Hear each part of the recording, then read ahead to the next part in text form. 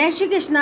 रितु भक्ति चैनल में आपका स्वागत है। कृपया सब्सक्राइब करें और बेल आइकन दबाना ना भूलें।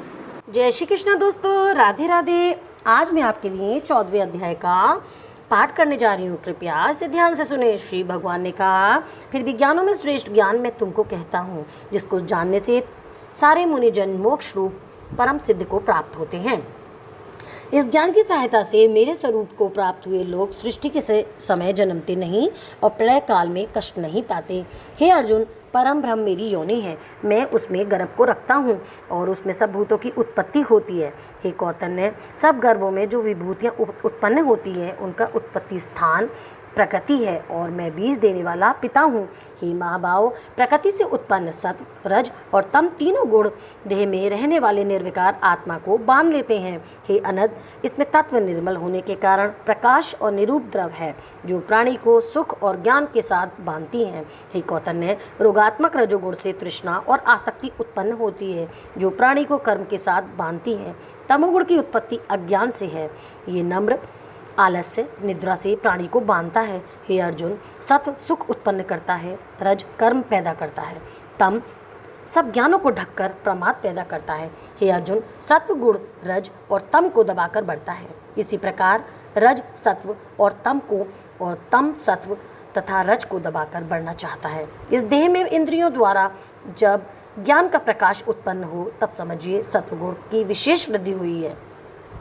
हे कौतन्य, रजोगुण की वृद्धि में लोभ, कर्मों में प्रवृत्ति, कर्मों का आरंभ, अशांति और इच्छा उत्पन्न होती है।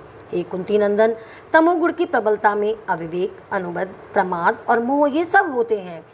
जब देह को सत्वगुण के उदय में मृत्यु प्राप्त होती है, तो वे ज्ञानियों के प्रकाश में लोक को पाता है।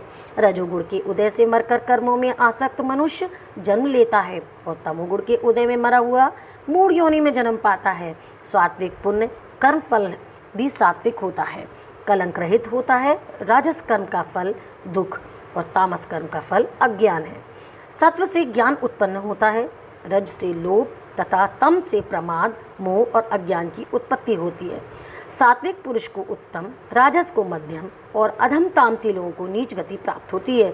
जो दृष्टि गुणों से अलग अर्थात निर्गुण साक्षी मात्र आत्मा को जान लेता है, वे मेरे रूप को प्राप्त होता है। जो देह शरीर से उत्पन्न होने वाले सत्व, रज, तम इन तीनों गुणों को जीत लेता है, वे जन्म, मृत्यु, बुढ़ापा और रोग से छूटकर मुक्ति पाता है। अर्जुन ने पूछा, हे प्रज्ञ, कैसे मालूम हो कि अमुक मनुष्य ने तीनों गुणों को पार कर लिया है? उसका क्या बर्ताव होता है? किन उपायों से वे तीनों गुणों को त्यागता है?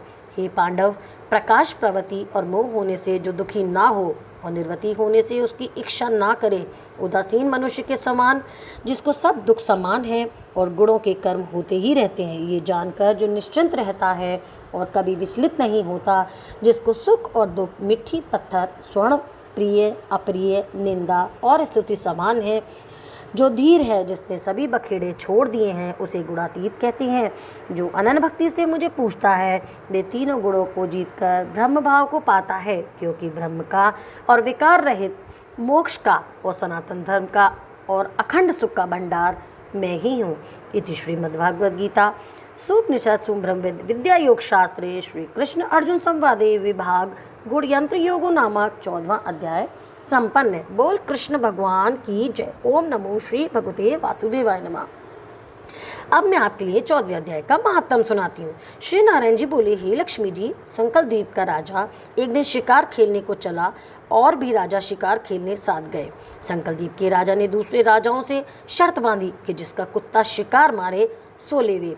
सब राजाओं ने अपने अपने कुत्ते छोड़े। तब एक सुइया निकला, उसके पीछे कुत्ते दौड़े। सुइया दूर निकल गया और कुत्ते पीछे रहे। संकलदीप राजा के कुत्ते ने सुइया को पकड़ लिया। लोगों ने शोर किया तो कुत्ता दुचता हो गया और सुइया फिर भागा।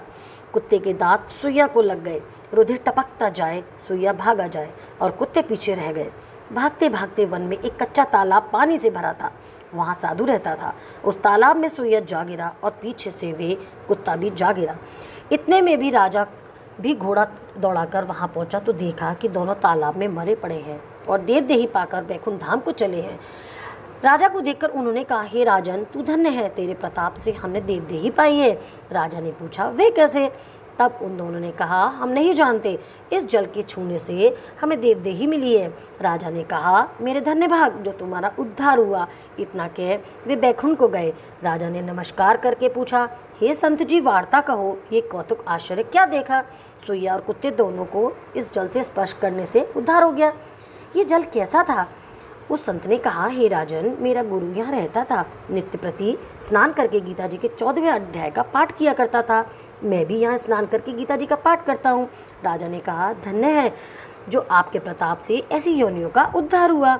मेरे धन्य भाग है जो आपका दर्शन हुआ। श्री नारायण जी ने कहा, हे लक्ष्मी जी, 14वें अध्याय का महात्म है जो मैंने तुमसे कहा और तुमने सुना। बोल कृष्ण भगवान की जय। हे प्रभु, इस 14वें अध्याय का फल मेरे सुनने वाले प्रेमियों को सबको देना। जय श्री कृष्ण दोस्तों, राधे राधे। वीडियो देखने के लिए आपका बहुत बहुत धन्यवाद। यहाँ दिख रहे 2 वीडियो पर दबाकर आप और भी मेरे वीडियो देख सकते हैं। जय श्री कृष्ण, राधे राधे।